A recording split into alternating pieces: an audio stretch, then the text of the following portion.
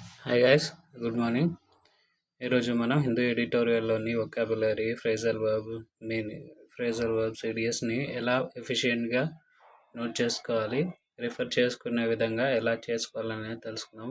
ఈరోజు అయితే ఎడిటోరియల్ చేస్తున్నాము, ఆ రోజు యొక్క డేటు, దాని తర్వాత ఎడిటోరియల్ యొక్క stimulus and main idea note చేసుకొని స్టిములస్ మెయిన్ ఐడియా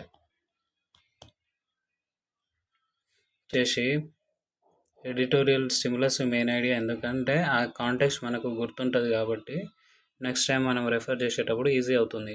ఆ వొకాబులరీ ఎలా వాడామో, ఎక్కడ వాడామో మనం తెలుసుకోవచ్చు.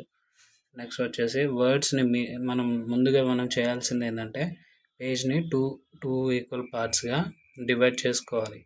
డివైడ్ చేసుకున్నాక మనం ఫస్ట్ వొకాబులరీ చేసాం కాబట్టి వొకాబులరీని నోట్ చేసుకోవాలి. వొకాబులరీ నోట్ చేసుకున్నాక నెక్స్ట్ వచ్చేసి వర్డ్ రాసేస్తాం. వర్డ్ యొక్క parts of speech if meaning తెలుసుంటే అవసరం లేదు, తెలియకపోతే మీనింగ్ రాసుకుంటాం.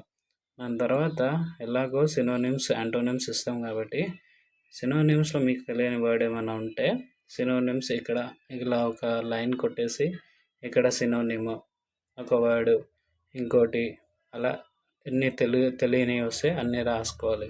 దాని తర్వాత దీనికి అపోజిట్ యాంటోనిమ్ ఎలా ఇస్తాం కాబట్టి యాంటోనిమ్లో ఒక word, antonym word, main word రాసేసి ఆ వర్డ్కి సినోనిమ్ అయినవి ఇక్కడ ఇలా మెయింటైన్ చేసుకుంటే బాగుంటుంది. నెక్స్ట్ వచ్చేసి తర్వాత ఫ్రేజల్ వర్బ్స్, ఇక్కడ దాకా ఫ్రేజల్ వర్బ్స్, ఇక్కడ ఫ్రేజల్ వర్బ్స్, దీని కింద ఐడియమ్స్ రాసుకుంటే నెక్స్ట్ మనం రిఫర్ చేసుకునేటప్పుడు చాలా ఈజీగా రిఫర్ చేసుకోవచ్చు.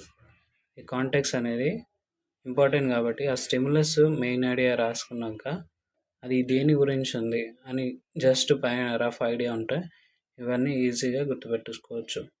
దీని తర్వాత మనం గ్రామర్